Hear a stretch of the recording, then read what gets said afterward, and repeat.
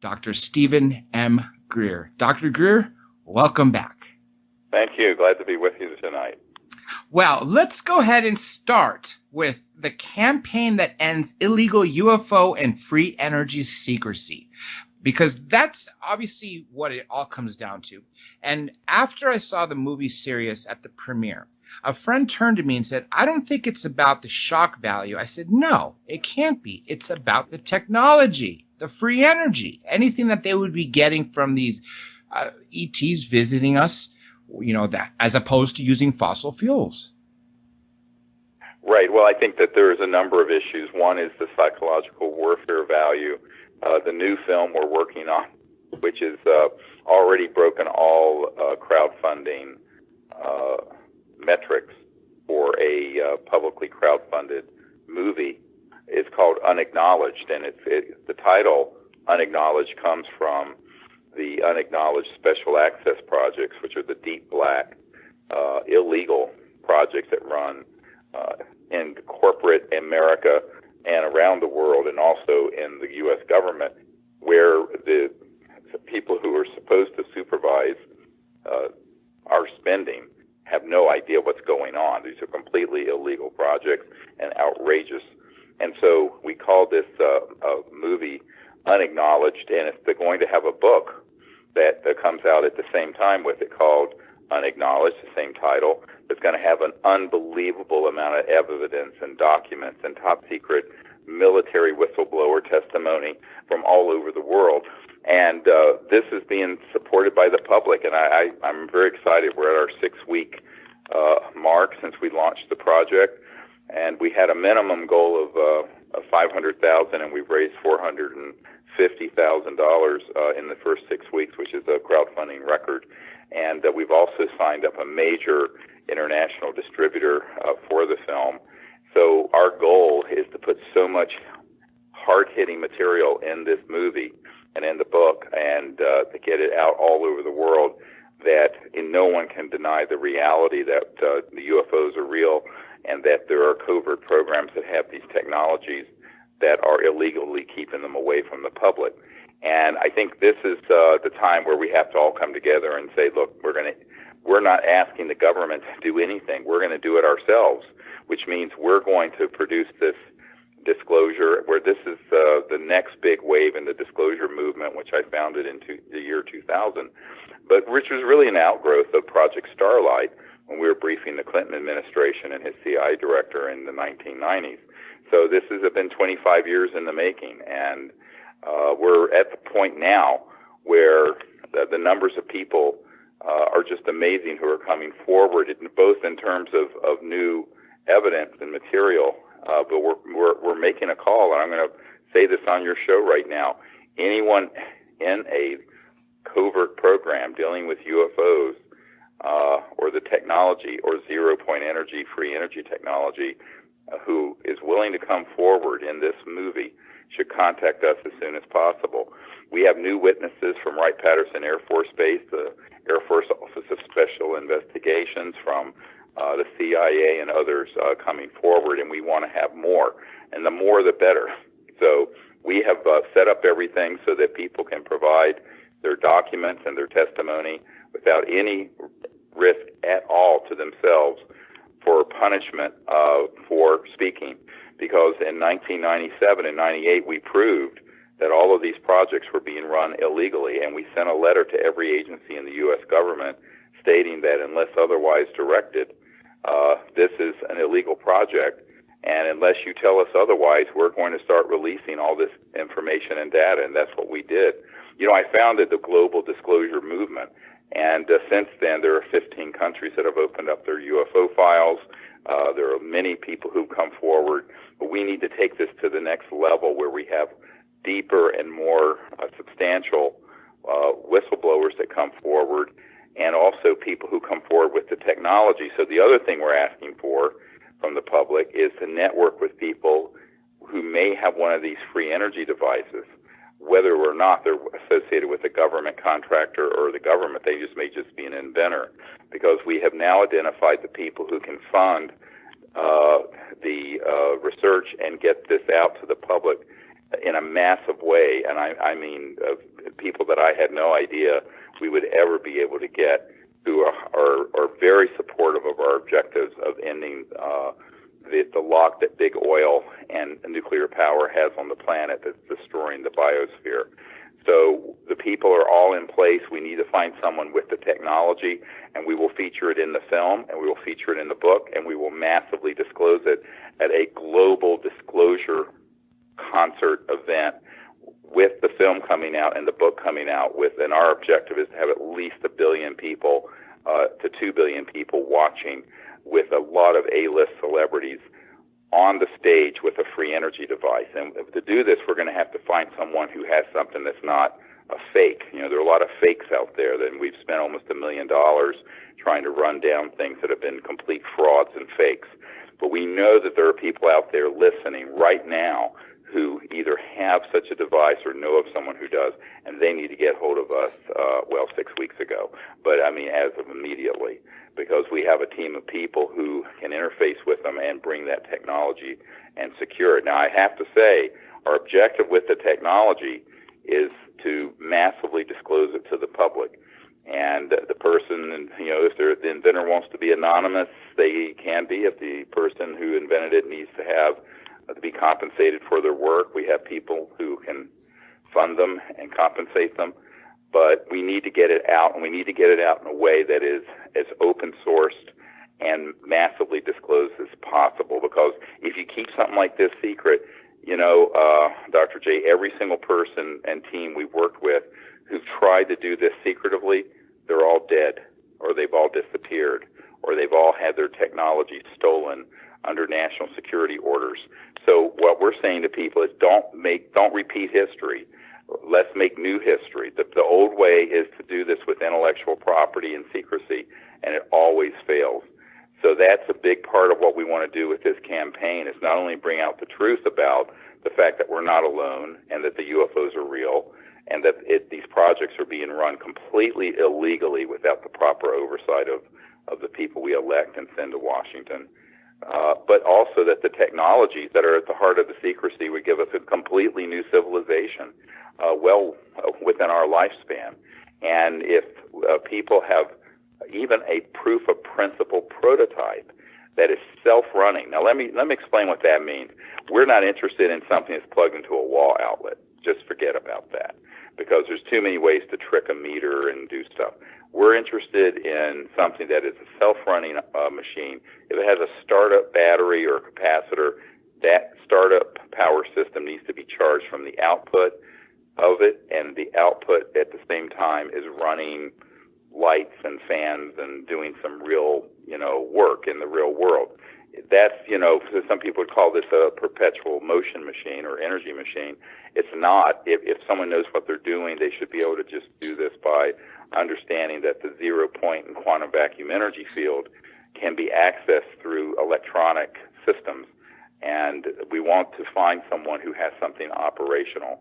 To date, we have not identified one that meets our criteria of the loop being closed and running itself. But as soon as we find that, we will do a massive disclosure around that. It will be featured in this movie, which will be seen all over the world, and we will have it at a disclosure concert that will have just a huge percentage of the world's population watching. Because we feel that the only way to do this is to pull all of this out of the shadows and secrecy and put it out in the light of day. And if you do it that way, and with social media and the internet, you can do it so that no matter what, they can't shut it down. Even if the big lamestream media says, we've been contacted by the CIA, we're not going to cover this story. Who cares? If you have Leonardo DiCaprio on the stage with this thing, because he's a big environmentalist, you're going to get 1 billion people to see it. Who cares about CNN?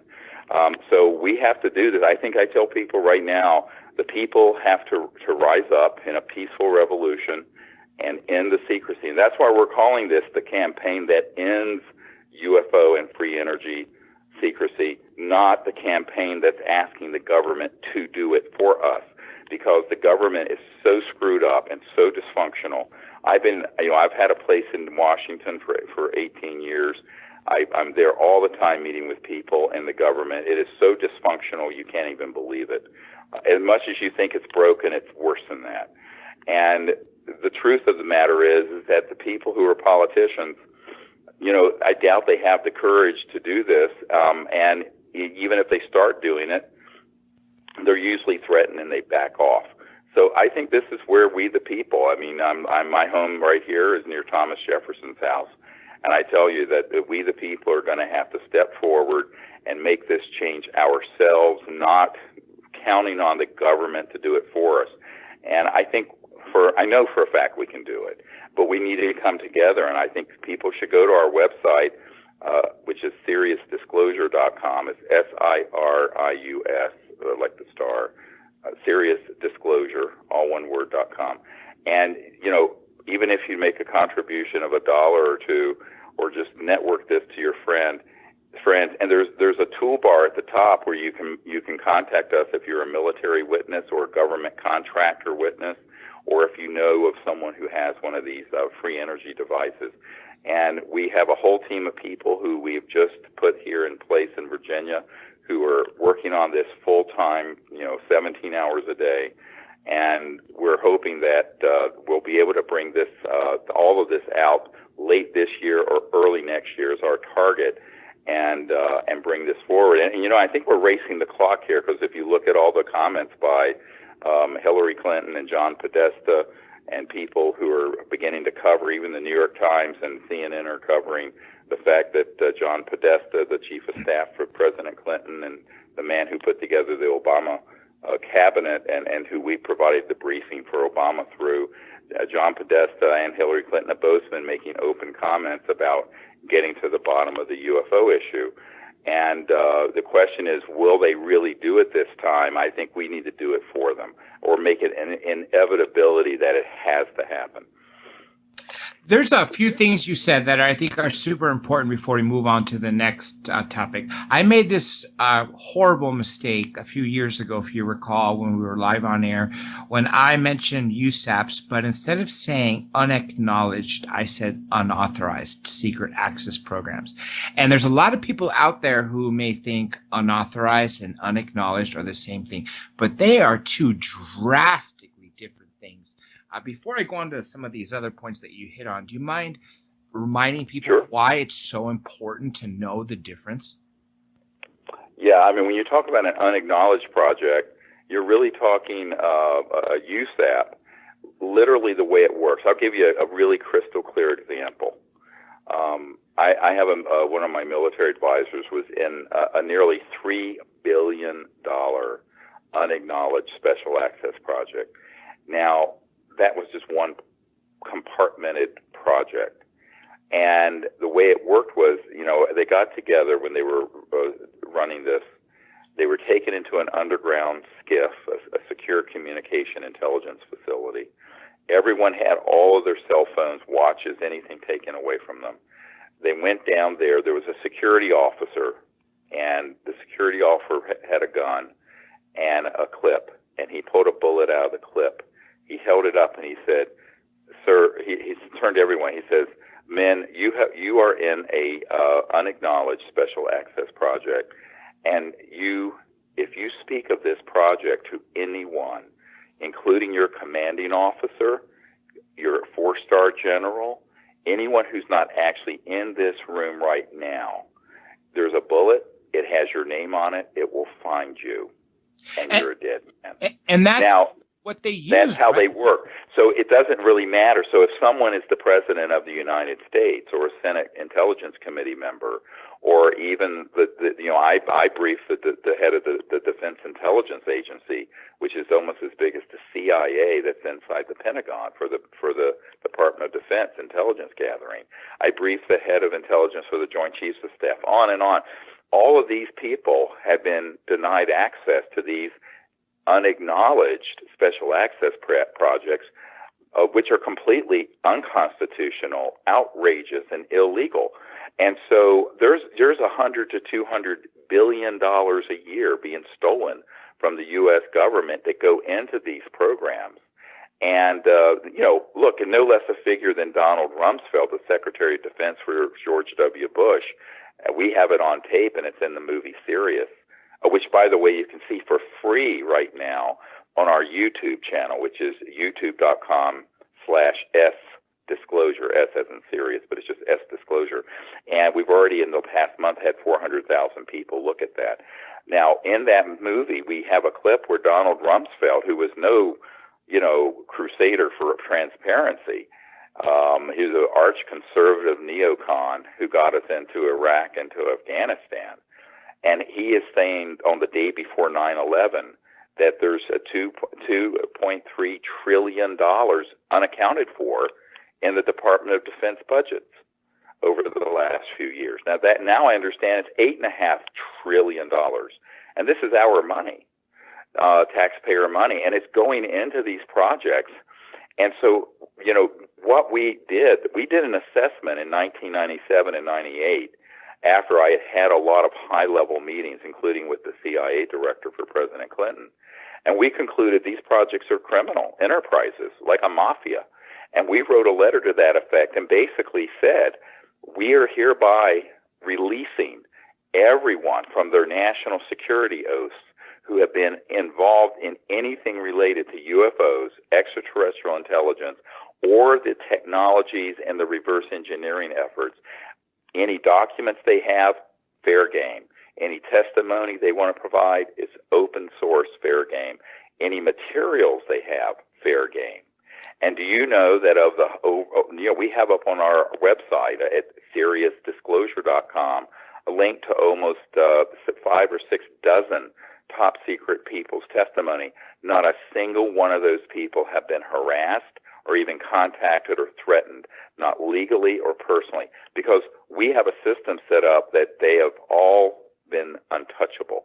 So what we're saying is now we need another whole wave, a huge wave of more of these folks, not just from the U.S., but from other countries as well, because the group that deals with the secrecy on this is a transnational group. It's not just in the U.S.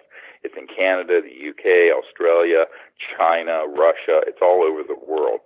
And we need to have people understand that they can come forward and we will be able to do this without them having any penalties under the law. Now, a lot of people say, well, couldn't they still be at risk? I said, not if they do it right. If they do it publicly and massively, people are going to be left alone. Why? Because the secret groups that are involved with this don't want to be caught in a public assassination again. They don't want to be caught in a public disaster. So, because they know that will expose them. They only have the power they have by lurking in the shadows of secrecy. And so if we do this in a massively disclosure way, in a mass disclosure fashion, with millions, and preferably 1 billion or 2 people who see it, we can bring out not only the information that ends the secrecy and the knowledge, but also the science and technology. So that the technology is proven that we can pull energy from the 0 point and quantum vacuum field, that we can run our houses and cars without fossil fuels or nuclear power, and we can start a civilization that at last becomes what Michikaku would call a level 1 civilization, where we're no longer destroying the biosphere and we can live peacefully in a just and a socially just and abundant world without damaging the biosphere. And only then are we going to be welcome to go out into space to have become part of this interstellar family of civilizations. They're waiting on us on Earth to get our act together and have been incredibly patient for the last 70 years since we shot down those craft at Roswell. And that was a shoot down. That was an electromagnetic weapon at Roswell that knocked those 2 or 3 craft down. So, and we have an FBI document that explains this, actually, which will be in this new movie. So I think people have to understand that the unacknowledged special access projects have been running amok since the 50s, completely illegally ever since Eisenhower lost control of them. And we're on solid legal ground and moral ground to bring this information out. And we need mass defections from these covert programs and people who are willing to go on the record, name, rank, and serial number, with their DD-214s, their discharge papers from the military if they were in the military, or their employment record if they were employed, who will give testimony about what they have seen or heard or worked on. And that's what we're asking for tonight. And we need people who have these technologies to step forward, who have them, if they're willing to have them appropriately verified and vetted and massively disclosed. Now, we know some people who have some of these technologies and they say, well, we want to keep it secret. I said, well, you'll keep it secret like Stan Meyer kept his things secret until he was in the grave. Stan Meyer had a toroidal donut-shaped free energy device that had a national security order on it, and he took that to the grave with him. Really? And then yes. Wow. Our team went in there and saw it, John. We saw it. And what happened is that my project was trying to get that entire archive and all those materials of just a few years ago, and a group from Michigan jumped in, had more money than we had. They bought it, kept it all secret, and then I heard in the past year that entire team has been eliminated. I wouldn't be surprised. We have a history in the United States of using people and getting rid of them. I mean, there's so many instances that can be shown. Well, the reason for it is that they all make the same mistake. They're all doing this as if they're handling a new smartphone from Apple, and keeping it secret. When you're dealing with an explosive new technology that would completely make obsolete all the oil and gas in the world, you have to develop a strategy that meets that challenge. And that's what we're doing. That's what we've done. But the problem is you get a lot of people who've been successful in business and technology, and they don't understand the deep national security state. They don't understand the cabal. They don't know what buzzsaw they're about to be walking into and the landmines that are out in front of them that they're going to step on and blow up. We do, because this is what we've been doing for 25 years. So what we want to do is be the launch vehicle for one of these technologies if someone would cooperate with us in allowing it to get launched to the world. And, a year ago or even 6 months ago, I couldn't have said, look, we really don't have a lot of resources where we could compensate you. Now we have people on our team where if we can put one of these devices in front of some of these folks, and someone needs to be, if the patent needs to be bought out, or if they need to be compensated, we can do it. We can absolutely do it. And so this is a game. This is a huge game changer in the new energy effort, because now we have the means to actually take anything that someone has, and if they've been waiting for a time to do it, don't wait any longer. It's now, because the Earth is in trouble, the biosphere. And the other thing that we're in great trouble with is, I have a big concern. The fact that the mainstream media started covering the comments of Hillary Clinton and John Podesta on this makes me think someone's pulled the trigger to do a false flag disclosure where sort of like what Werner von Braun, who invented the rocket for Adolf Hitler, said. He says they're going to hoax a threat from outer space, and it will fool everyone on Earth, and it's all a lie. It's all a big lie. And what I think is that I'm a little concerned that we need to hurry. This is, the June of 2016, and Werner von Braun was making those warnings on his deathbed 40 years ago in the 1970s. And I think that we're at the point where something that's 1,000 times worse than 9/11 is going to be unleashed on the world if we, the people, don't get ahead of it and expose the lie for what it is.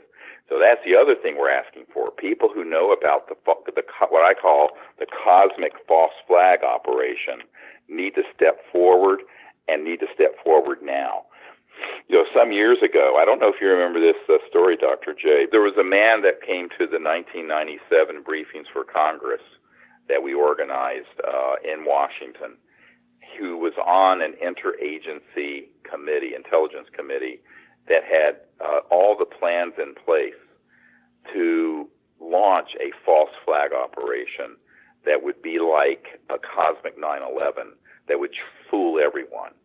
And he, the night before we did the briefings for members of Congress, he was approached by people he had worked for back in the 70s when he was on this interagency committee, and they begged him not to tell this story, and they took him out to a secure location out in Virginia outside of Washington until after the event was over. But he had told me about what he was going to testify to, and he was going to testify to the fact that, and we need more people like him now to come forward, that there was a plan that was fully operational in 1974, and he knew it had been in place well before the time he was involved, where they could hoax by using man-made anti-gravity devices, things that look like UFOs, and by using holograms and other special effects, and hoax an alien attack on something on Earth that would convince people that we had to quick unite the world, as Ronald Reagan said, around an alien threat. And he said it was all a hoax and it's all stagecraft. But he said everything was in place over 40 years ago. And I then found people who said, oh, yes, that plan was concocted by people at the CIA in the 1950s.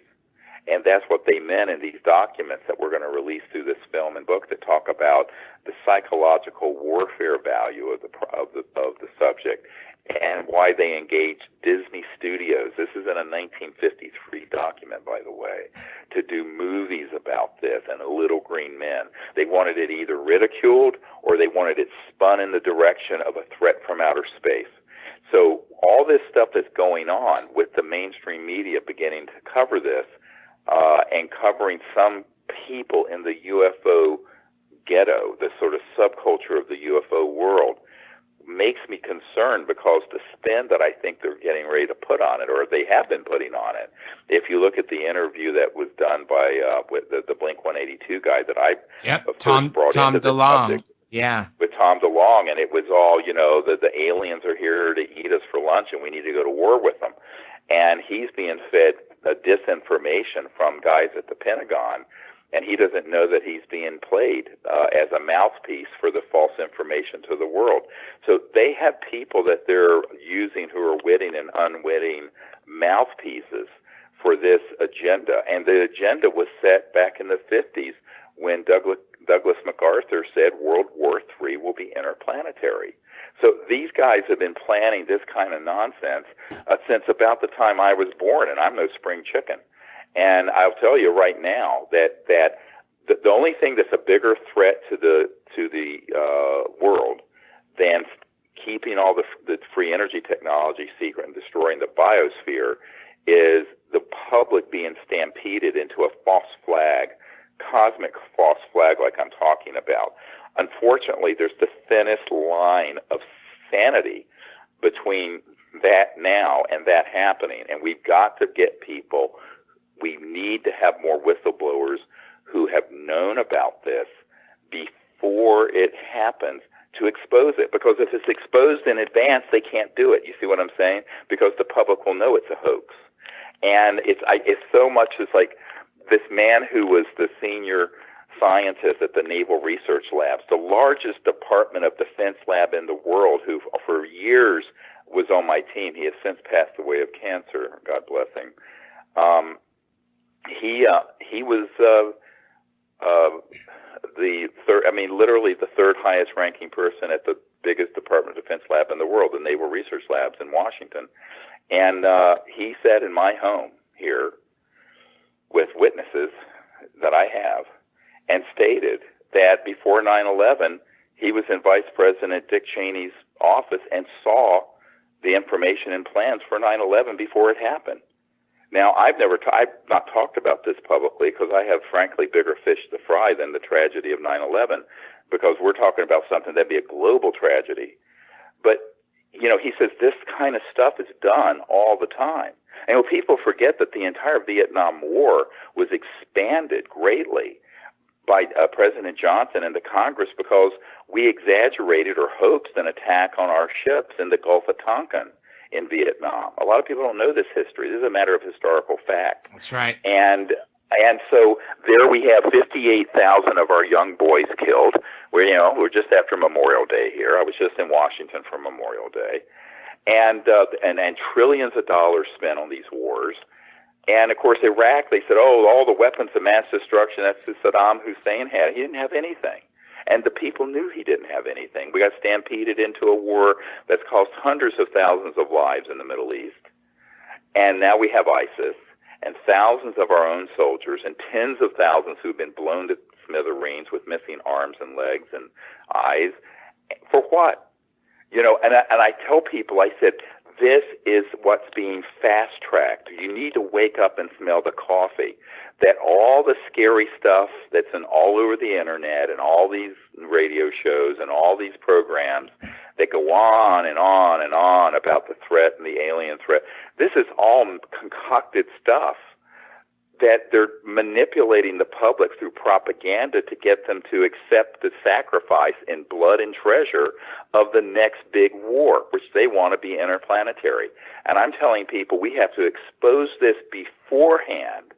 And that's why I'm making a call for, now there are people out there who weren't in the military. We want people in the military and government intelligence and corporate world who know about this to come forward.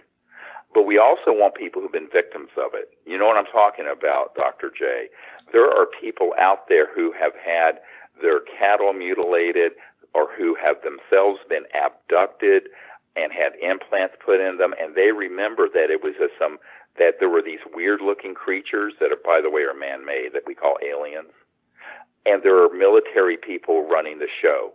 We need those people to come forward, because there are people who, when they try to drug people and do these sort of mind control stuff with them when they're abducting them, they break through and they remember the military guy standing in the background telling the little man-made looking alien creatures to do it. And what people don't understand is that this has been going on since the 50s and 60s, where they've been hoaxing stuff like this. So there are people who've had real contact with ETs, and there are people who have had things that look like contact, that's scary as all get out, that they've been doing to create a false narrative, a false story. And in some cases, like the Benowitz affair, you know, the story in New Mexico, where this woman saw one of our man-made anti-gravity devices near Sandia National Labs in Kirkland Air Force Base at the wee hours of the morning. What that was, they sent a squad to abduct her and make it look like an alien abduction. It was all humans. And then that made its way to Paul Benowitz, who ended up in a psychiatric hospital because it kind of blew his mind, all the tricks they were playing on him. But it was all to cover up the story that this woman had seen at very close range, one of our super secret spacecraft that were anti-gravity, which, by the way, we've had since the 50s. So I think people have to understand there's a very big game being played here. And there's a lot of deception, and there's a lot of false information out there that's designed to get people to go along, as Ronald Reagan did, with the whole Star Wars effort.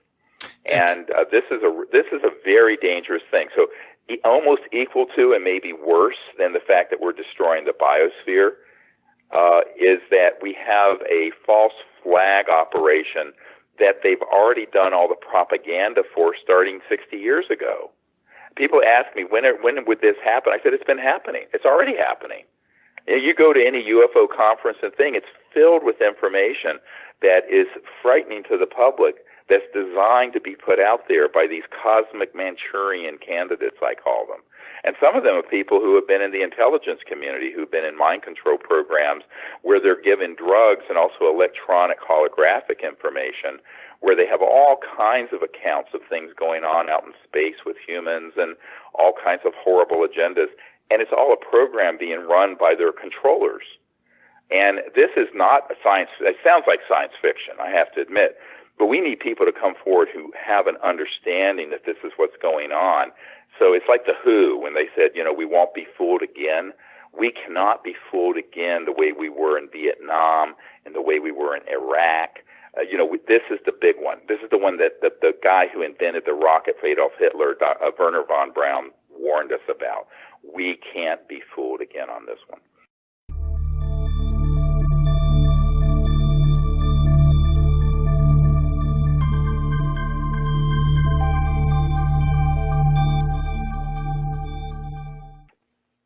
if you had something that was any individual home or car, electric car, could be charged continuously, or even things that would run your computer or your household appliances continuously. At this point, anything that would prove the principle that is a closed loop running itself and puts out measurable wattage, which is power, and does real work in the real world in the classic definition of physics, then that's what we need. That's all we need, because it can be scaled up and scaled down. The key thing is to not keep it secret. Don't sit on it, because it's like these guys who sat on Stan Meyer's toroid. That was a free energy electromagnetic system that had a national security order on it. They worked on it, got it going, boom, they disappeared. And they did it secretively. They play on, here's the thing, the strength of these fascists in the covert world is that they have mastered the world of secrecy. So if you're trying to keep your intellectual property secret, if you go the patent route through any government in the world, if you do it in a way that is discreet or obscure, they gotcha. There's only one pathway out: massive open-sourced disclosure. And by open source means you're bypassing the intellectual property route. Now, some people say, well, I worked for 20 years on this, I want to be compensated. I'm telling you, we can compensate you now. But our goal is to get it out there so that the plans are on the internet, and we have so many, we're going to have 1 billion of these devices to run the, 2 billion households on the planet. You're going to need 2 billion of these devices. But we have to start somewhere. But we need something where we can prove this and get it out there so that it's no longer an urban myth. And I always say to people, free energy and perpetual motion is a misnomer, because there's a field of energy called the zero-point energy field that was proven decades ago in mainstream physics journals, and every cubic centimeter of space has enough potential energy within it to run the United States for a year. So the question becomes, you're not actually getting energy from nowhere. You're preserving the laws of thermodynamics and physics. It's just that there's another way that you're getting energy besides burning something or splitting the atom, causing all kinds of radioactive waste. So we have to figure out the facts are the American Federation of Scientists, and you can go to our website at SeriousDisclosure.com and see this document where they did a report and a press release on their national security project for this mainstream scientific group, the Federation of American Scientists, where they said, look, and Stephen Aftergood wrote this, and Mr. Aftergood said, there's 5,135 patents that have been confiscated under national security orders. And one example he gave was in the 1970s, a solar photovoltaic cell that would create electricity from the sun that was more than 20% efficient, which at the time was revolutionary. It'd be amazing now even. And they confiscated it. And so you can't claim that was some kind of a weapon. It was competing with coal and oil. And so they seized it. So this is such a corrupt system that anybody with a great breakthrough in energy needs to understand they can't play the game of the normal business, venture capital, patent, intellectual property game. Because if you play that game, they gotcha. But at the same time, I understand people wanting to be compensated for their efforts, and I think now luckily we have identified the people on my team who have the access to seriously large sums of funding for the environment and for energy efforts, that we can do that now.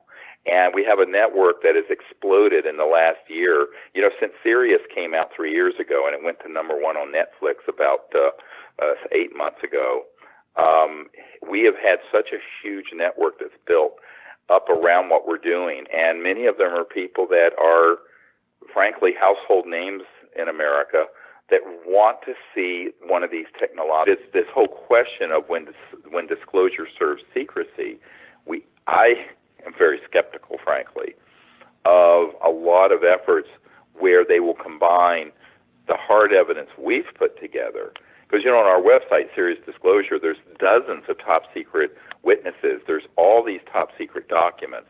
There's all this hard evidence. And then what they'll do, they'll take it and then attach to the credible evidence a lot of discrediting material or things that really scare the hell out of the public in sort of a pseudo or false disclosure. And this has been the biggest battle we've been fighting.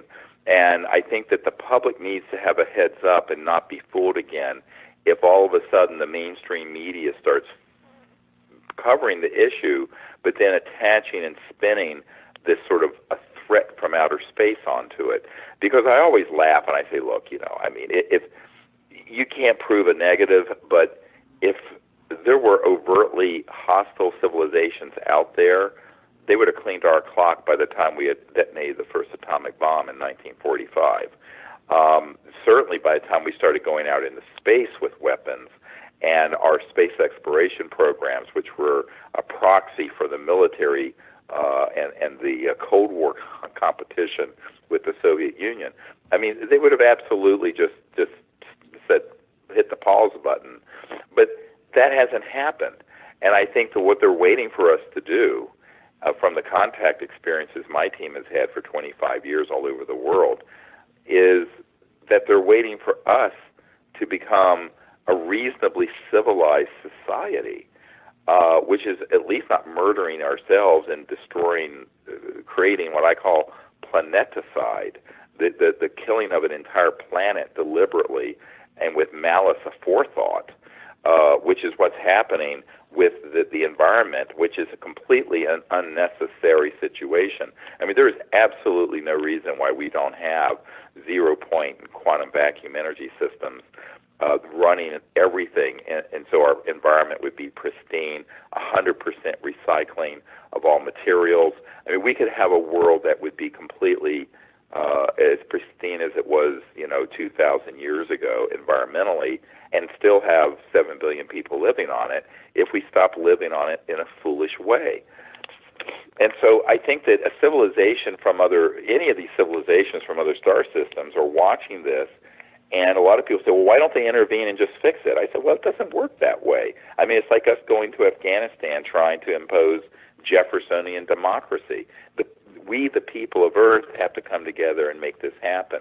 But you've got these people who are psychopaths, who are in the big money finance world and military-industrial complex, who really have an agenda that's nutty. And the agenda is this sort of an end-of-the-world apocalyptic view, because they don't understand anything. And they also want to be able to control the masses through fear. Because if you look at it, whether it's been through religious leaders or political leaders or what have you, it's demagoguery. It's fear that people respond to. And now what they're trying to do, and I've been watching this for 25 years, is to have someone else to demonize.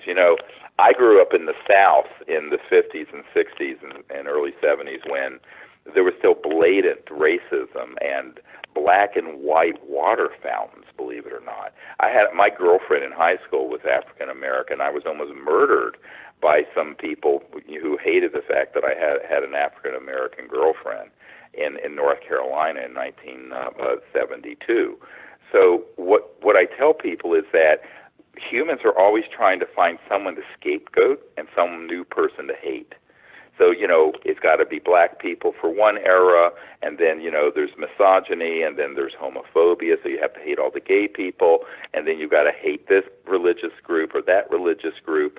And this is a real problem for humans. But ultimately, these guys, what they're wanting to do, these covert programs, they want to get people to unite around hating someone from outer space. So that would become the new source of, and it's sort of what I call it, interplanetary racism. And so what people need to understand, first of all, is educate themselves and get the materials and educate themselves. Number two, spread the word to other people. If someone is skeptical, that's fine. Show them the Disclosure Project book, the DVDs, the materials where it's very solid, smoking gun. And what we are doing with this new film called Unacknowledged, and with the new book that'll come out with it, is to put the best of the best of the best of the best in this 2-hour movie and in this book, so that it would be something that anyone would look at and go, case closed. We have the evidence. This is it. And then on top of it, the technology that explains how an UFO or an ET craft would be being able to have the ability to go from point A to B in space because of the energy needs. We can't figure out how to get to Mars without running out of rocket fuel. So I think that people have to understand that technology not only can explain how UFOs function, but it also will give us a new civilization on this planet so that we become acceptable to other civilizations in space that are waiting for us to behave in a civilized fashion. And part of being civilized is not only to quit massive wars and murders against each other, but also to stop destroying the biosphere. Because Gaia, the Earth is a conscious living being that is a organism, a biological organism that we are harming unbelievably. And, I'm part Cherokee Indian. When I talk to Native American people, that there's this sense of painfulness of seeing what we're doing to the oceans and to the land and to the air.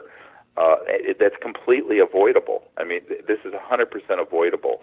If we didn't have any alternatives, I'd say, well, it's a consequence of the Malthusian problem of billions of people living with 1800s era fossil fuel energy systems.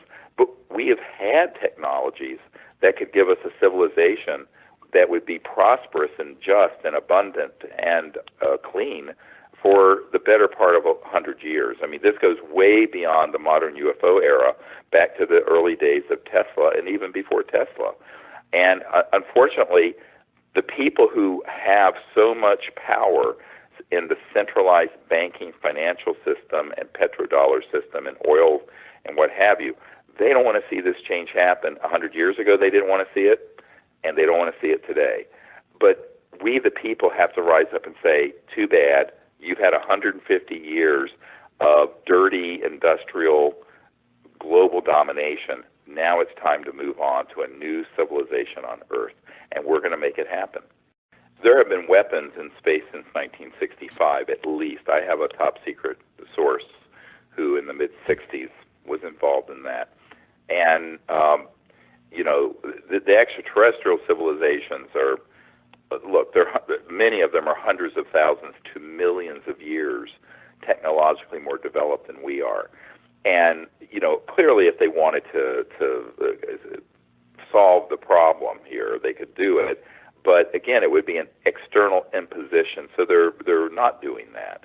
Now, what the question about contact with CE5, the Close Encounters of the Fifth Kind, is that any interstellar civilization, let's be clear what I'm talking about here, a civilization can go from one star system to another at multiples of the speed of light. By definition, they are also transdimensional. So there's no concern about going through a debris field because they can dematerialize in one point in space and reappear at another point in space, passing through other dimensions. And this is all done electronically, by the way.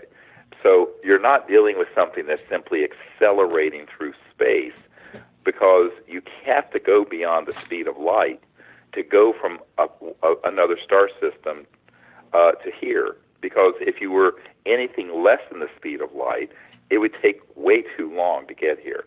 So you're not speeding up and going through debris fields or anything else. At the same time, there is a global positioned weapon systems that when these ET craft appear, they are targeted and they are sometimes hit. And this is what Lynn Stringfield in the 90s called the crash retrieval syndrome, where there were so many cases where these reports of ET craft that were targeted and crashed using electromagnetic weapon systems. And this is true. We have more than one Disclosure Project witness who has been party to retrieval operations. Now, this means that when we're doing the diplomatic effort that we're leading called the Close Encounters of the Fifth Kind Initiative, we have to understand transdimensional physics, transdimensional sciences, and how objects disappear at one point and reappear in another. I'll give you a great example. We were just in Arizona in a remote area on top of a mountain outside Tucson about a month ago. And when we were there, we had a number of events happen where objects would literally, they didn't fly in from space. They would just materialize right over us very briefly and then dematerialize. And then they would start doing all kinds of strange things through our electronic detectors, our magnetometers, our radar detectors, our laser detectors, our camera systems that would record. So there are all kinds of phenomena that attend a transdimensional civilization because they're able to drop out of linear space-time and go to another dimension and then reappear at another point in space-time. Also remember, they can be completely resonating beyond the speed of light where they're not visible to the naked eye or to any camera, and yet they're right there hovering right above you. And every once in a while, one of our digital cameras or an ultraviolet or infrared camera will capture them, and it's astonishing, these photos we have. But with the naked eye, you see nothing whatsoever.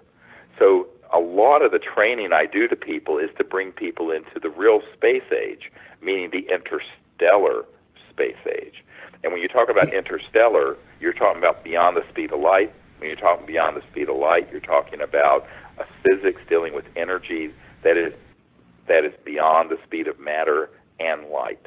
And therefore, you're talking about a whole new understanding of phenomena that happen. But it means that they can appear, they could be out near the rings of Saturn and then have a craft appear hovering right in the field beside us. And it might be seen by everyone for 10 seconds, dematerialize, and all you'll see will be something that looks like a hologram or like a ghost-like object that is moving around and is communicating with everyone in our contact group. Many enlightened masters have been able to materialize, dematerialize objects, levitate, bilocate, all these. So these are well known. If you study the Vedas from the ancient Vedas from the Himalayas, you really get into this whole idea, what have been called siddhis, S-I-D-D-H-I-S. And I teach this at these week-long retreats that I teach, where people get a full course in the siddhis and the ancient Vedic knowledge of consciousness, but also of where mind and matter interface. And this is another part of what needs to be disclosed. When you're dealing with interstellar civilizations, they're not using cell phones and radio waves at the speed of light like we're using right now. They're using technologies that interface with coherent thought. So you think to the device and it is actuated, something it turns on or does something. And in fact, this is what Dr. John at Princeton and Adam Curry, who is in the film Sirius and who I just recently have met with, are developing. They're developing lamps, for example, where you can think a color and it'll turn that color, and using random number generators that interface with consciousness and thought. So even in the human overt sphere, never mind what covert programs have, this is being looked at very seriously and scientifically. And I think that, the work of Dean Radin and the Goswami and Dr. John at Princeton, there are a lot of people who are doing things in the laboratory that we're doing basically, let's call it clinically, out under the stars. But it's the same concept, that consciousness in the mind is an omnipresent field, and you can develop meditation techniques to remote view, to communicate, and to create very clear, coherent thought that can interface with an extraterrestrial interstellar communication system to make contact. And that's part of what we do. And of course, this blows people's minds because most people don't understand how their smartphone works. But this is actually very simple if you understand the fact that the conscious awareness whereby everyone is awake is actually a singularity. And actually, Erwin Schrödinger, the father of modern quantum mechanics and particle wave theory in 1908, Erwin Schrödinger said this. He said the total number of minds in the universe is one. It's a singularity. So this is the true singularity, and everyone has that within them. And so through meditative techniques, you can access that expanded state of mind, remote view, and then use thought to connect to interstellar communication systems and make contact. And in fact, that's what we do with the CE5 initiative. When I first started bringing this out in 1990, a lot of people thought, this is kind of crazy. Can this work? And now we have thousands of teams all over the world doing it and having extraordinary experiences. But some of the experiences don't conform to like a Star Trek movie, because you have to begin to understand, how does an interstellar civilization interface, A, within a planet like ours that's become very armed, both in space and on the Earth with weapon systems tracking them, and B, how do they want us to understand a transdimensional interstellar reality? They're expecting us to get to a point in our own understanding where at least we're not Neanderthals, where we understand the nature of our true self and consciousness, but also the science of consciousness and the advanced electronic systems that exist that are interstellar, that allow for communication and also teleportation again across vast distances in space. And they're not traveling they're not communicating using a radio wave or a microwave or anything like that. Those are all traveling at the speed of light. It's much too slow. And look, even a nearby planet, at 1% of the distance through our own galaxy is 1,000 light years. If it took at the speed of light, it would take 1,000 light years to communicate home, and another 1,000 light years, 1,000 years to get a signal here. So you're talking about 2,000 years at the time since the birth of Christ, just to say hello, how are you, and the other end to say fine, thank you very much. So when you think about this and begin to understand it, you go, well, it makes complete sense that while some people would relegate all of this discussion to mysticism, it's not. It's the new science. Once we get past this disclosure period and get these technologies out that can save the Earth's environment and end all poverty on Earth and create a just world, the big sciences of the next 1,000 years are going to be in the science of consciousness and the interface between mind, matter, thought, all of that. Everything you were just talking about, levitation, materialization of objects. The human capability is unbelievable and has been demonstrated throughout human history. And right now, most people are just trying to scrape by a sort of a primitive existence. But that's a type of enforced macroeconomic slavery that's the result of the ignorance that has been enforced on the planet by these folks who do not want the public to become enlightened and have free energy and not be dependent on Big Brother or Big Oil or Big J.P. Morgan Chase Bank. I think you have to understand that when disclosure comes out in a way that is positive and truthful and brings out with it the sciences and technologies, all these big players who are, have amassed, and we're not talking billions, forget Bill Gates, we're talking hundreds of trillions of dollars in assets in these corporations and banking empires. Those are all going to become irrelevant because every single home and village will be self-sufficient. See, that's where we make a transition from a level 0 civilization, which is what we are now, to a level 1 civilization. Welcome back. As always, we have an incredible show for you. Back by popular demand, one of the most requested speakers and lecturers and a true revolutionary and pioneer in ufology, the one and only Dr. Steven Greer. Dr. Greer, it's a pleasure to have you back on. Great to be with you. It's amazing because every time I speak to you, we learn something new. Now, there's several things I want to talk to you about, but literally just a couple of minutes before we connected, someone literally wrote a question, and I was hoping we can direct that question to you from the listener. I'm going to read it word for word. This is from Renee in Tucson. Dr. Greer, Have you given up on government as a source of official disclosure? That's a great question, actually. And, there's a big backstory. We'd probably talk for the whole hour to get her informed as to what the background really is to that. And here's what I mean by it.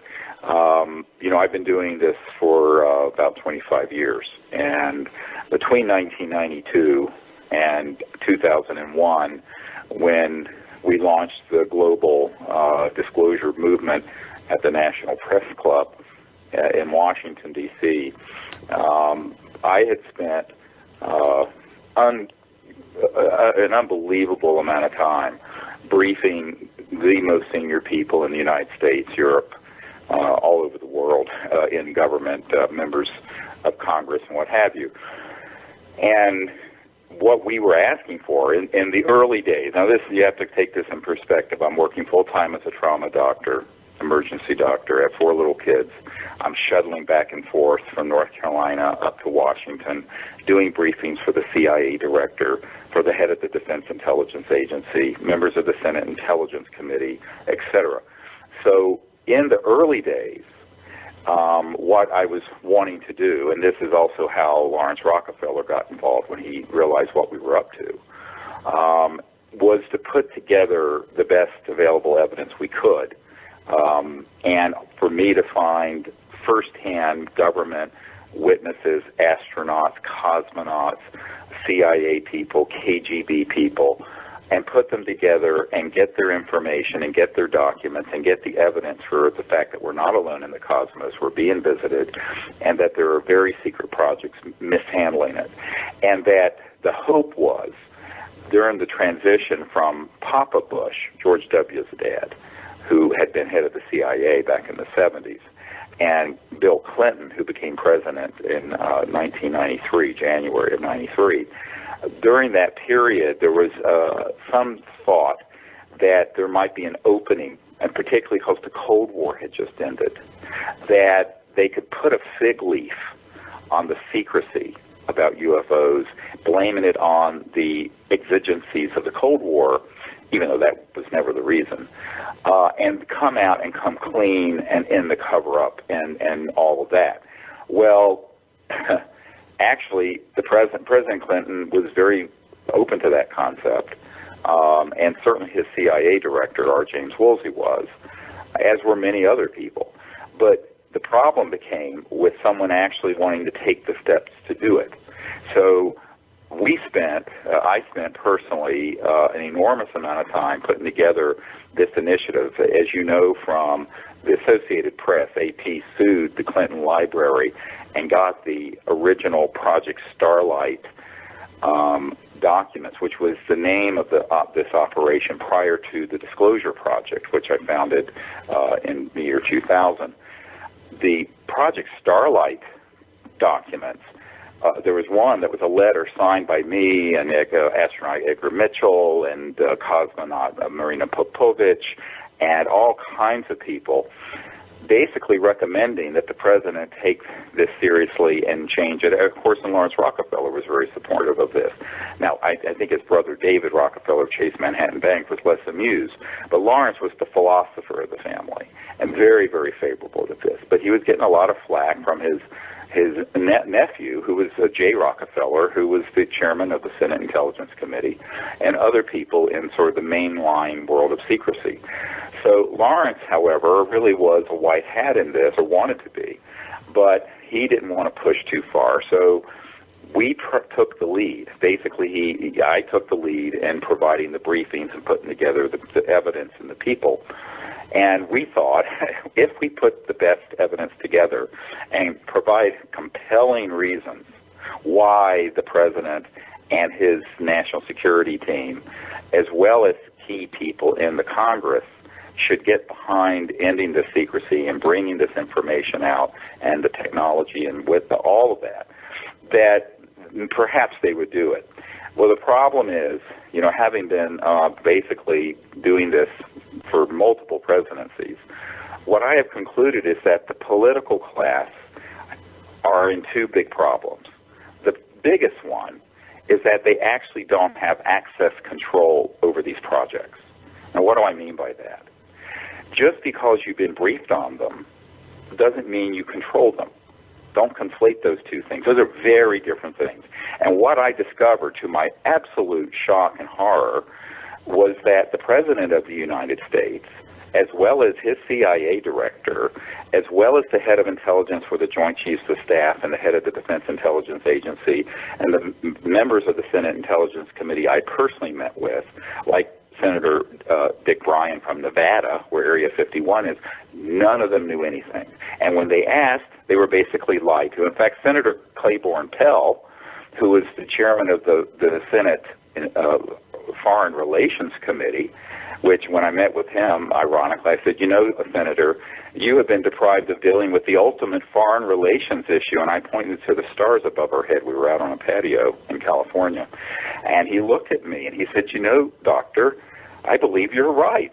I said, yeah, I am.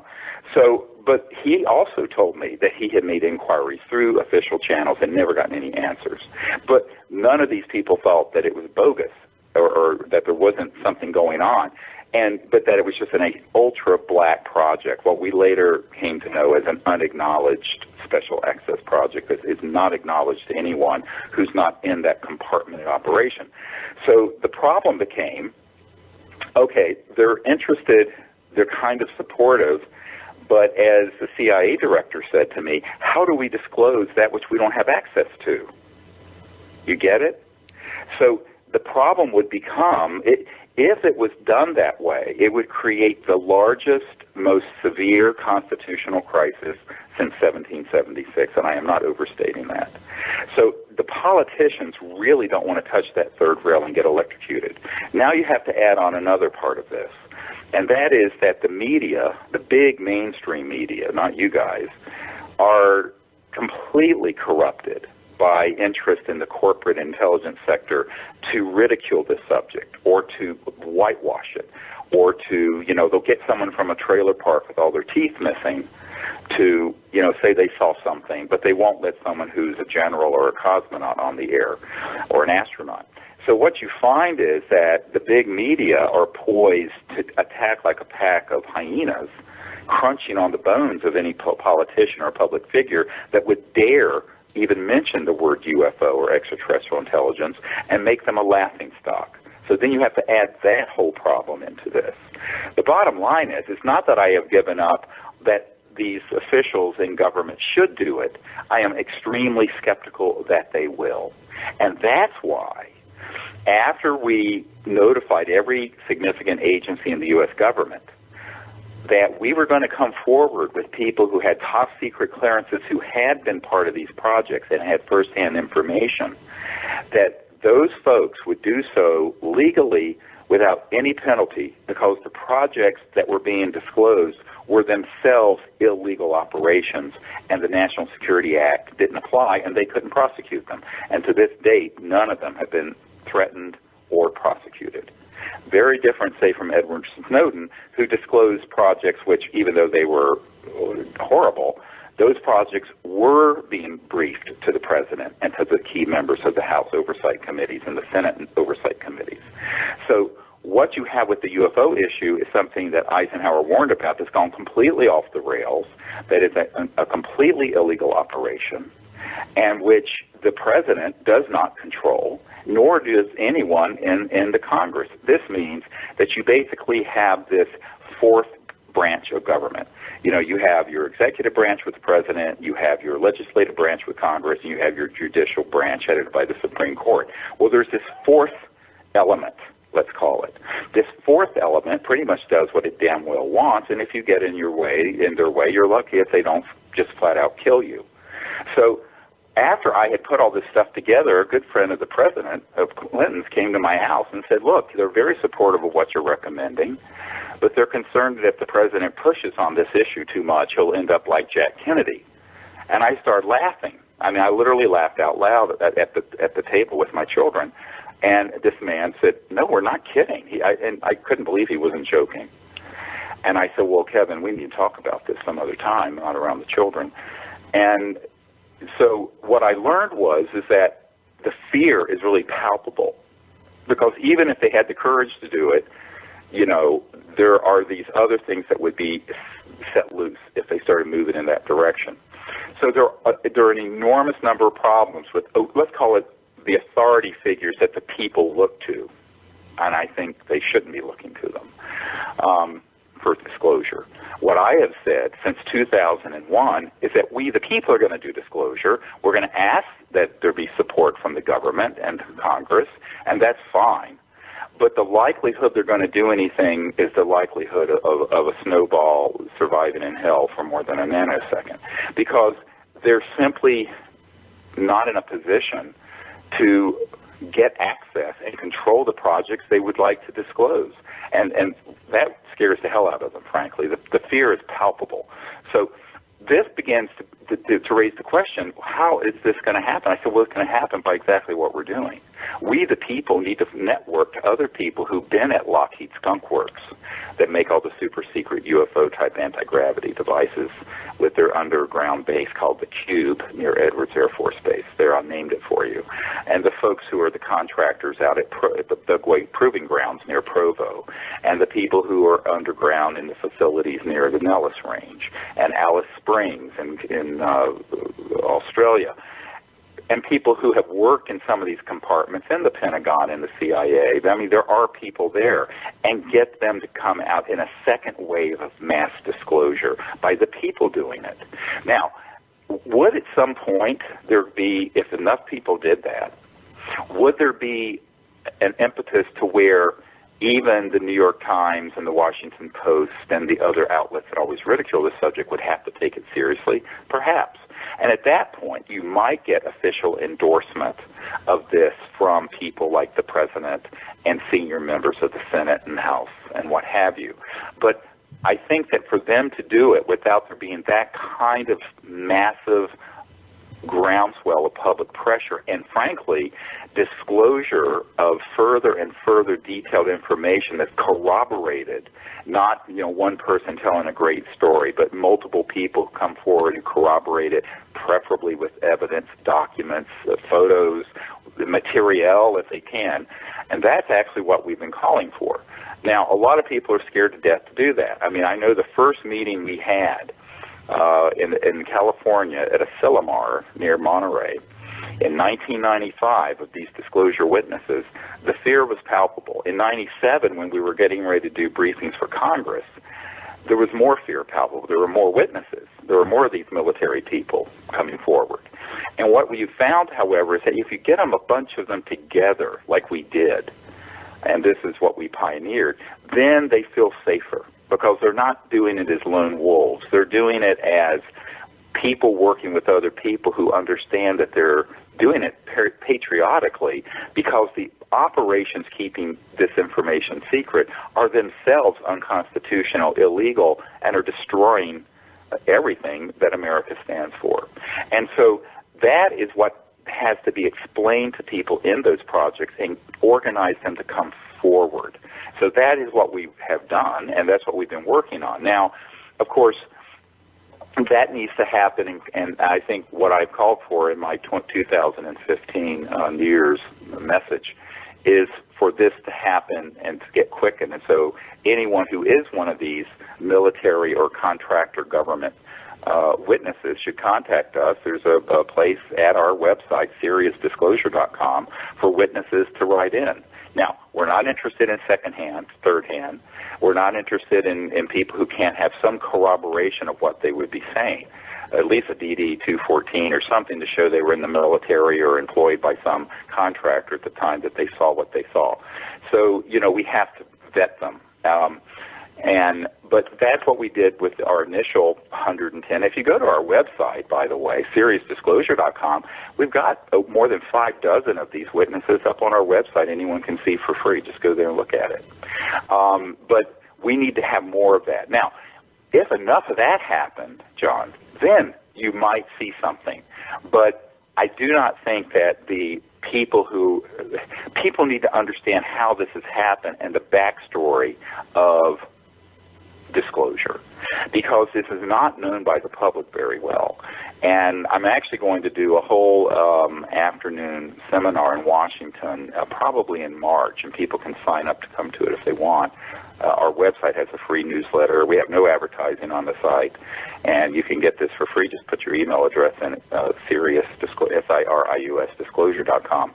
And what I'm planning to do is go through an entire background of how Disclosure Project got launched and what really happened behind the scenes, because it's an amazing story. Now, you can just get from the few highlights I've shared. And I think that people need to understand that, because they need to understand that it's not as if we didn't get hundreds of thousands of people to fax and write to their members of Congress in 2001, well, before 9/11 happened, and that we didn't have direct information going to the president and the CIA director and these key people. And by the way, this project, the Disclosure Project, is the only project that's ever actually done direct meetings with people at that level of government. And in fact, last year I met with 120 world leaders on an island off the coast of Australia discussing these issues. But getting people to stick their necks out when they kind of realize that, oh my God, I'm going to be exposed as the emperor that has no clothes. I mean, I don't care if you're the Minister of Defense of Australia or the President of the United States. And this is what Eisenhower was warning us about when he said the secrecy of the military-industrial complex was becoming so complicated back in 1961 when he left office. And that President Eisenhower said this is becoming a threat to our way of life and our democracy. And he was right. He was 100% right. Something you mentioned a little while ago literally is a good transition to what we're going to go into next. And literally, you took it out of my brain. The fact that the government, we shouldn't be holding our breath for POTUS to make an announcement that we've been visited, but rather we have to take it into our own hands.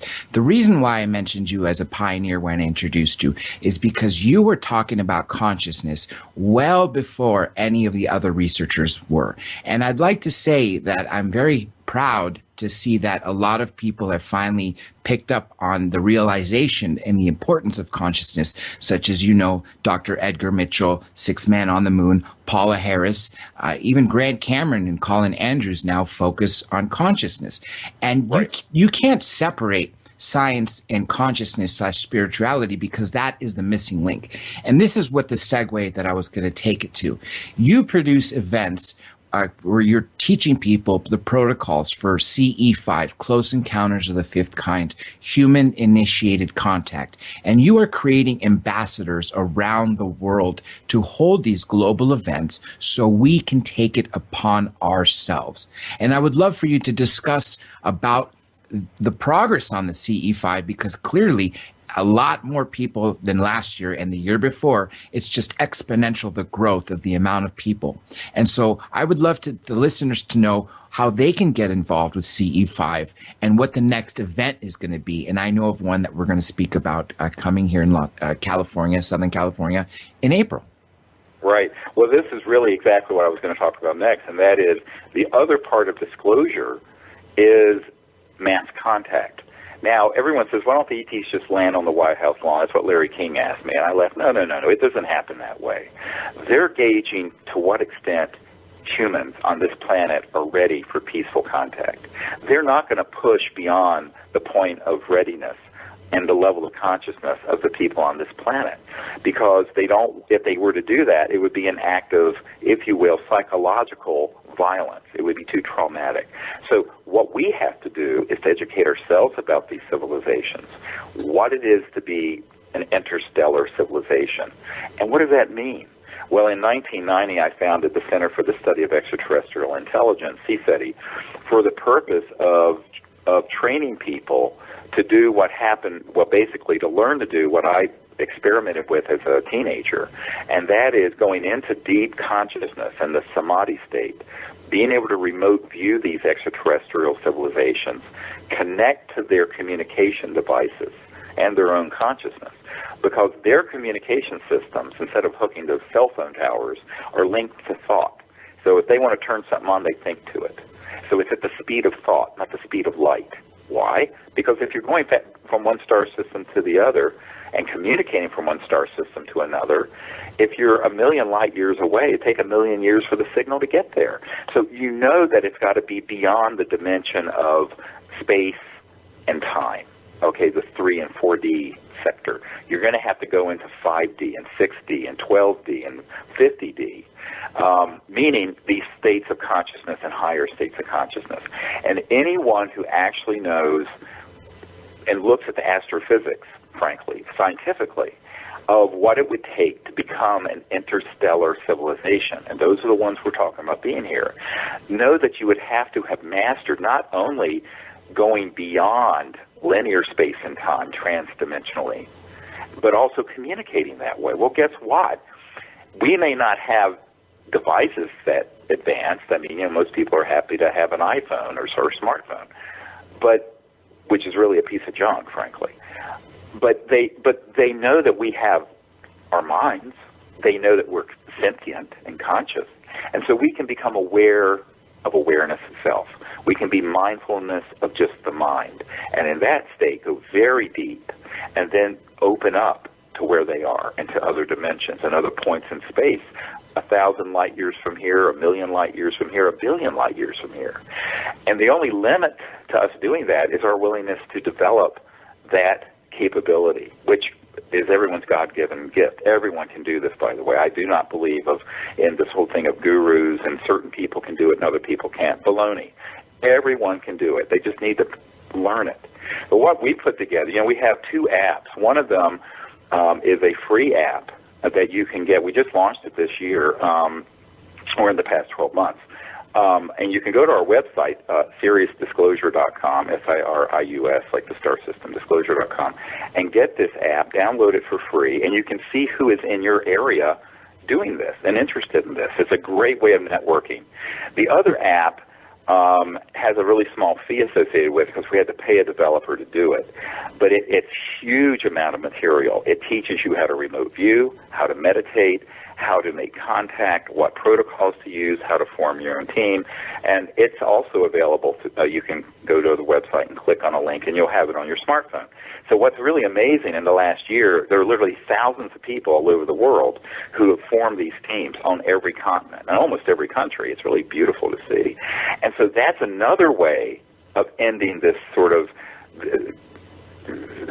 secrecy, because if more and more people do this, the ETs that are watching the development on Earth of our civilization will say, at a certain point, now what that point is, I can't tell you, but at a certain point, there'll be a critical mass of people doing this where they'll say, they're ready, and we'll do it, and we'll really come forward more and more boldly. They're waiting for us. See, I always tell people, we're responsible for the secrecy. Why are people looking at television and idiotic, cats playing the piano on YouTube instead of getting together and going out under the stars together? So, or why aren't they networking with people in their own community and finding out what are the top secret people that they could get to come forward as Disclosure Project witnesses?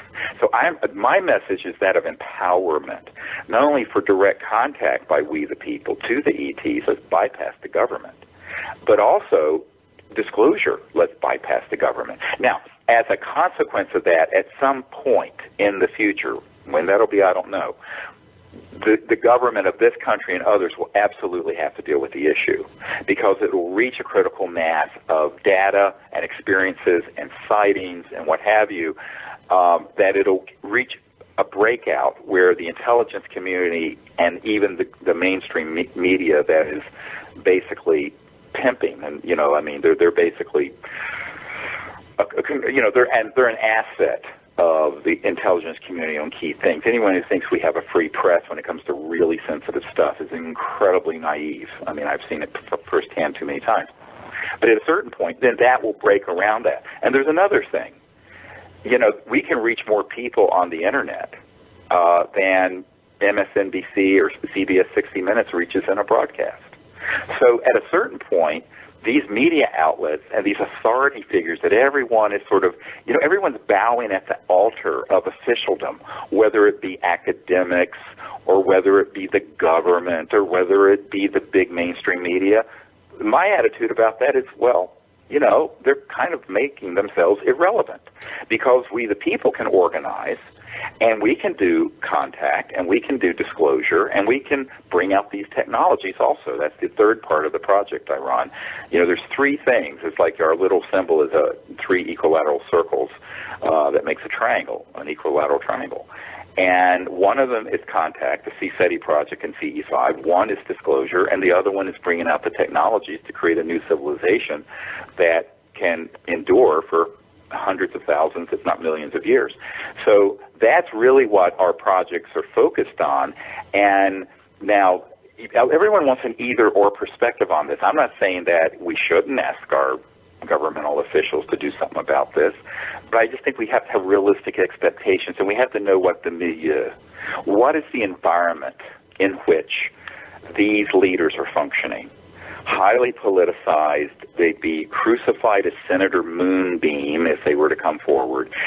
Congressman Dennis Kucinich from Ohio, who ran for president in '08, he personally had a sighting. He unfortunately got outed by Shirley MacLaine. I knew all about it from beforehand.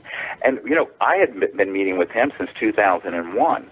He became chairman of the subcommittee for government reform and oversight for domestic events and domestic governmental affairs. But when I asked him to hold a hearing, he still wouldn't do it, even though he knew these were real. He knew, because it would be the end of his career, and he knew it. And this was a very enlightened, friendly congressman. Same thing, I've met with Republicans who have had very close members. Congressman Dan Burton, who had been, back in the day, chairman of the Government Reform and Oversight Committee of the House, a Republican, very conservative from Indiana. He came to the private briefings we held in 1997. He had a very close friend in his office, a woman who he had been friends with and worked with him on his staff for many years, who had a very close encounter.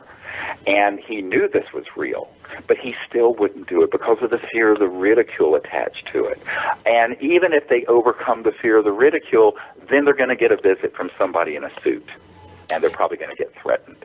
Now, that sounds like something out of a spy novel, but let me tell you, it happens. It's happened to me. It's happened to many people I know in circles who've been pushing on this issue.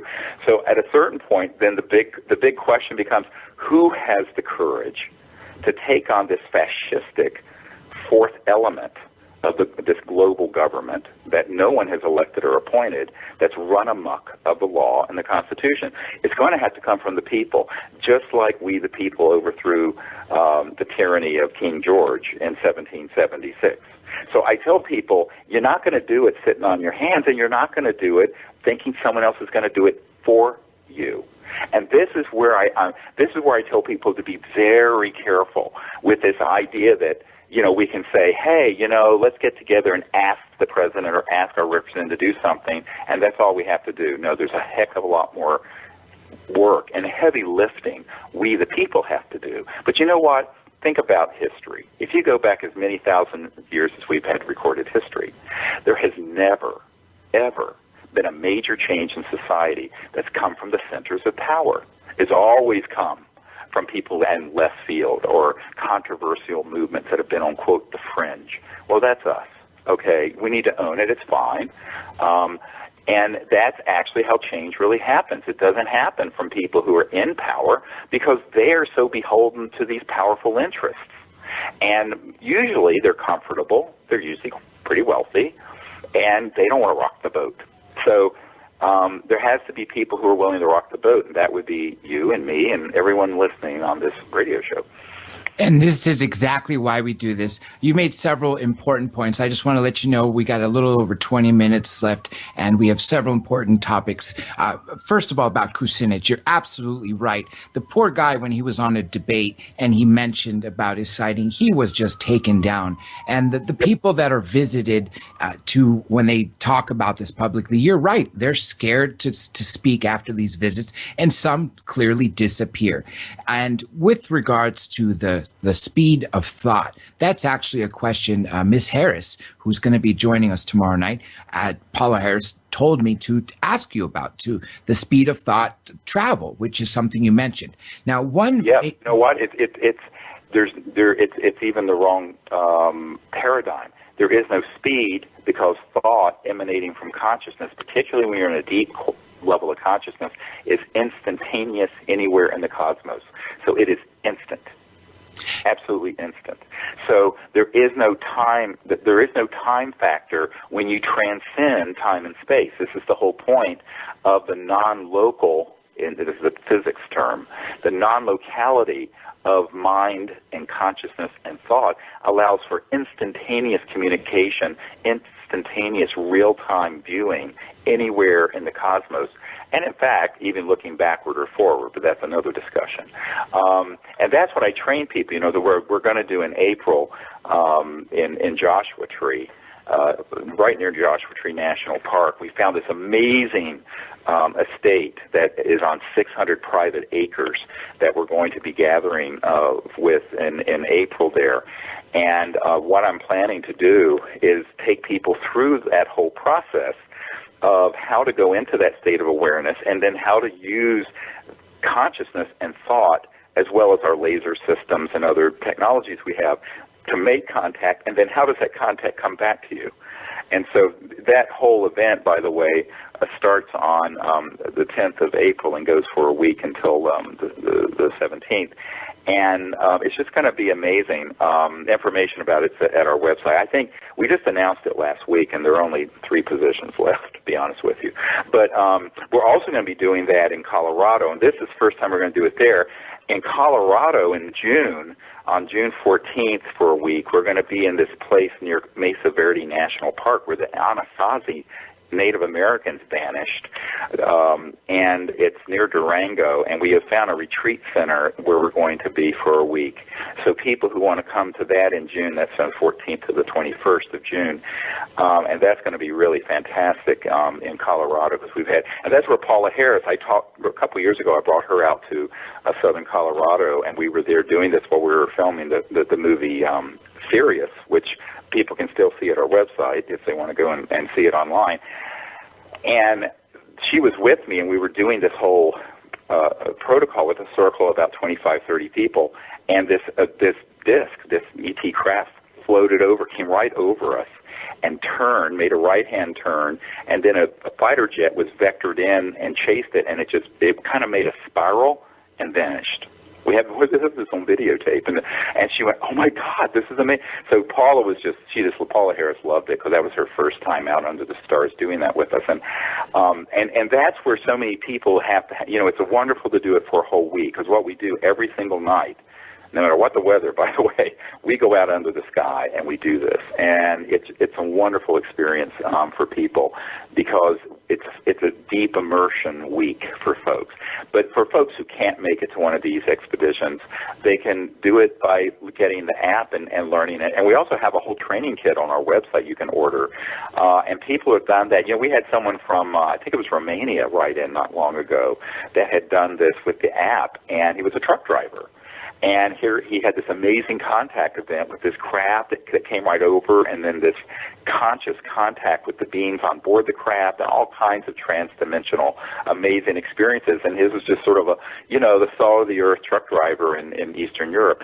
So what we're finding is that everyone can do this if they want to take the time.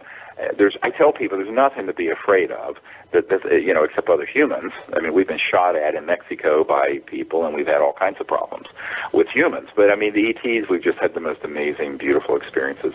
And it's nice to do it with a group. You don't have to have 25 people, but if you have 3 or 4 or 5 people or 8 people, it's great. And there are teams now of the CE5, Close Encounters of the Fifth Kind, now all over the world. And if you want to see where there are people interested in this near you, you can get this free app and just, look and see. And then everywhere there's a little triangle, that's where there's a person or a team. This is exactly why I call you revolutionary, because you are empowering the people to take it into their hands. Now, I know because we're compressed on time, we can literally spend hours on each individual topic, and then we'd probably still run out of time. But briefly, right, before I come back to CE5 and the April event and the astonishment from everybody that attends these events, I want to go to some major point. And I've been wondering for years, why are they hiding the extraterrestrials from us? Well, do they think we can't handle it? And it was at the Sirius premiere in Los Angeles. I think it was your scientist, correct me if I'm mistaken, Adam Curry. Is that his name? Gary Regardless. Nolan. Gary Yes, Nolan. yes, Yeah. yes. We were speaking afterwards, and I realized it's not about us not being able to handle it. It's all about the technology. The governments want to keep us in check. They don't want us to have the ability to have free energy or anything that they can't charge us with. And that's what you really brought to the table in my mind to wake up the world, on top of all the amazing things you've done with the Disclosure Project and, of course, CE5. And I was wondering if for a few moments we can talk about the technologies. Well, this is really where the rubber meets the road. If you go all the way back to the Wilbur Smith top secret document from Canada from 1951 or 50, it's right in that early 1950s period, it talks about the fact that there was a top secret team headed by Dr. Vannevar Bush, who headed up the atomic bomb Manhattan Project in World War II, and some other people who were working on the modus operandi, the technology, propulsion, and energy systems behind the UFOs. This is an undisputed, official, top-secret document that accidentally got declassified some years ago. We have it, and it's up on our website. Go look at it. So I tell people who are skeptics, I said, it's all there. I mean, I don't say anything that we can't establish. So you have to think, in this document, it literally says that the secrecy surrounding that project that was studying how the UFOs operate was more top secret and sensitive than the development of the hydrogen bomb. Not the A-bomb, the hydrogen bomb. Remember, a hydrogen bomb's like 100 atomic bombs. It's the ultimate doomsday weapon. And we hadn't even detonated the first hydrogen bomb until 1952. So this document was before then. And so the reason for it is because if this technology were to come out, it would be the end of all oil, gas, coal, centralized utilities, power lines, car engines, train engines, boat engines, anything that uses something that you burn, or nuclear power plants that split the atom to create heat to boil water. It's just basically a big steam engine. It's all a nuclear power plant is. All of it would be obsolete. And by the way, so would solar and wind. So you're talking hundreds of trillions of dollars in commodities and assets that we've rendered obsolete.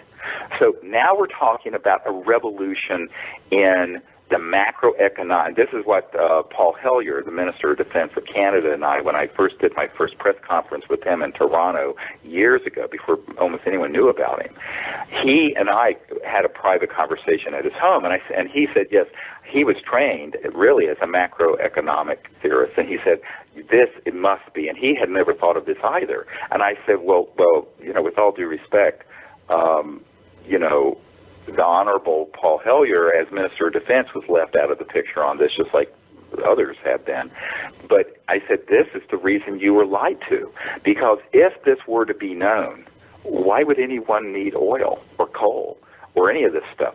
Now, the problem goes back before even, say, Roswell. It goes back to the early 1900s, and late 1800s, when Faraday and Maxwell, and then people like Tesla were experimenting with very high voltage systems that at certain frequencies and resonances will create a vector into what's called this zero-point energy field. And guess what? You get more energy out than you have to put in as a human. There's still conservation of the law of physics because there's an energy field that's virtually infinite called the zero-point field and in the quantum vacuum. So now, what's interesting is that back then they didn't really have experimental data to explain zero-point energy, but Professor Casimir decades ago proved it. This is, again, was in mainstream physics journals.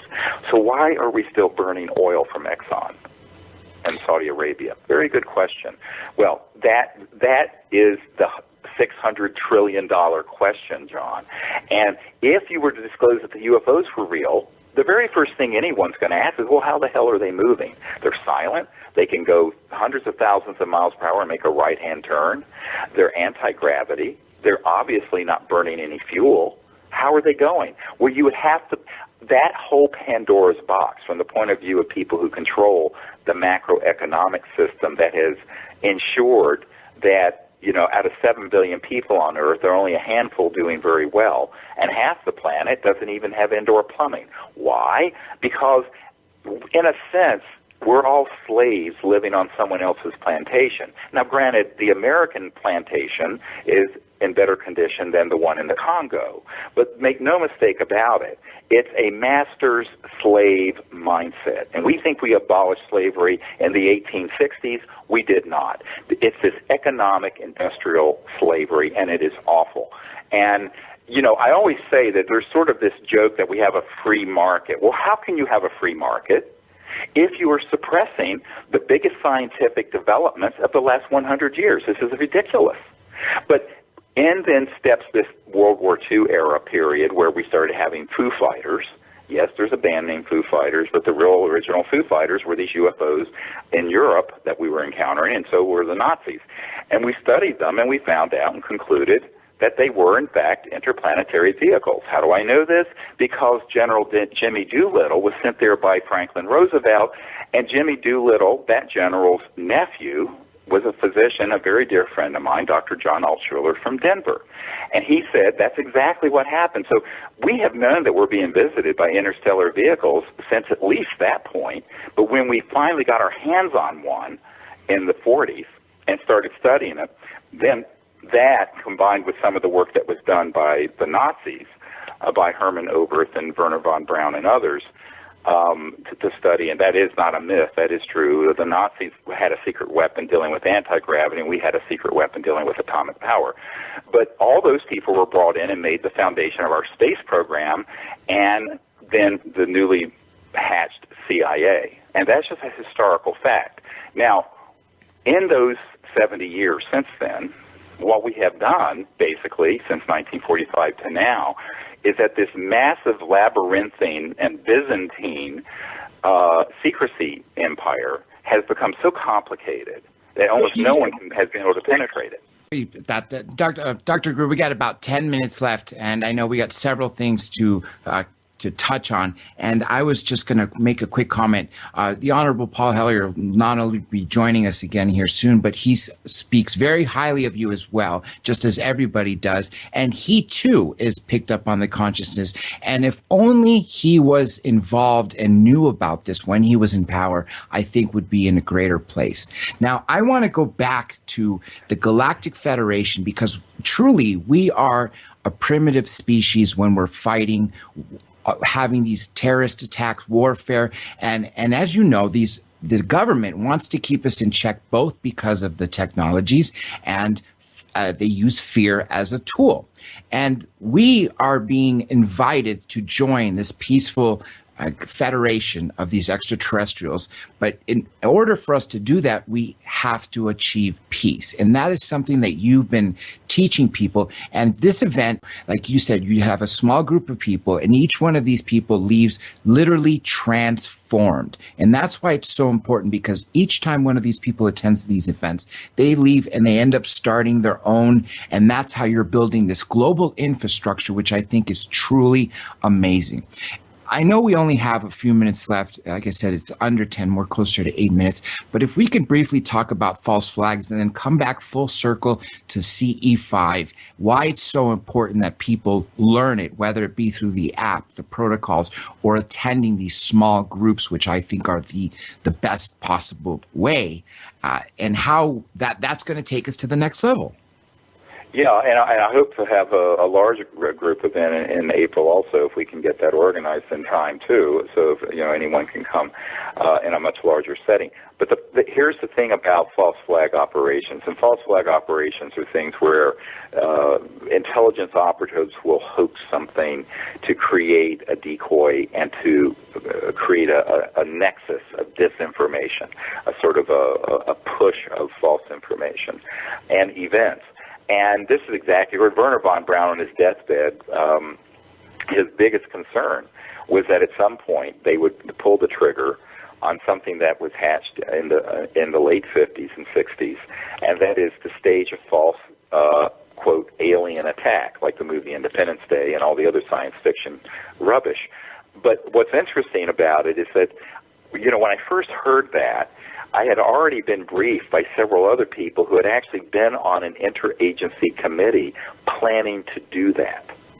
Now, let me repeat that, where it was full. And I said, when were you on this committee when it was fully operational, where they could stage things that would look like UFOs, creatures that would look like aliens, and they said, oh, well, that was in 1974, and it had been going for quite a while before then.